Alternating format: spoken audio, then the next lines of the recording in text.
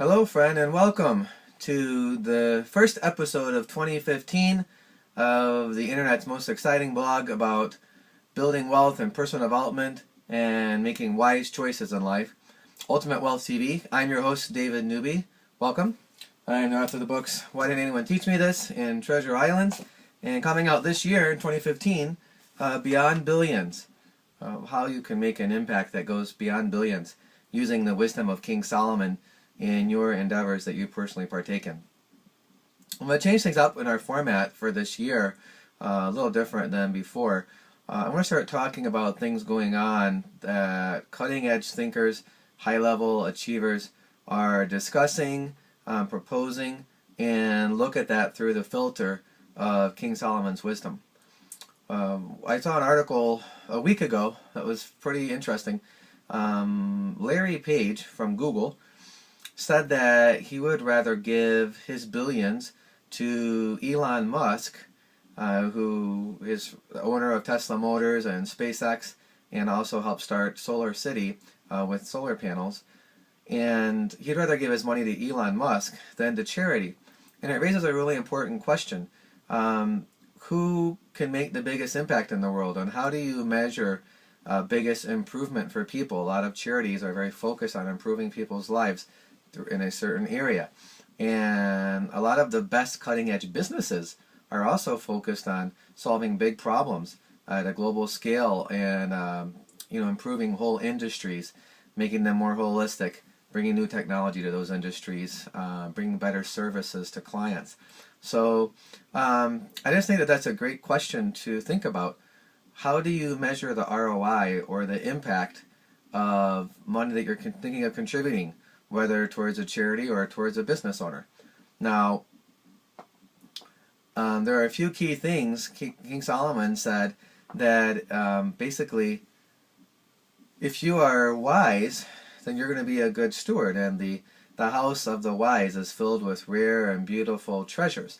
So wisdom produces a lot of amazing things. You hear about billionaires who have 100 million and 500 million and even sometimes almost $1 billion worth of fine art.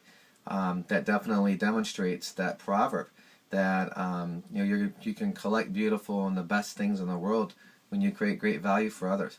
Also, I think that in terms of billionaires today, the focus on value creation is key, because if someone has amassed billions and billions of dollars, they've obviously delivered great value for many, many people, usually thousands, tens of thousands, hundreds of thousands, and millions of people. In the case of a Facebook or a Google, you can say hundreds of millions of people. They've made their lives better or more enjoyable through the services that they offer.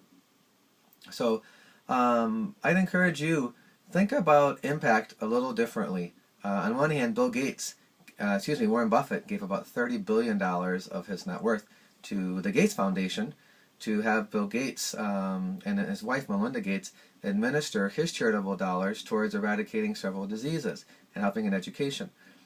That's an awesome, awesome thing, and I'm excited that people in the Giving Pledge are thinking in terms of making a huge impact on the world with the resources that they've amassed.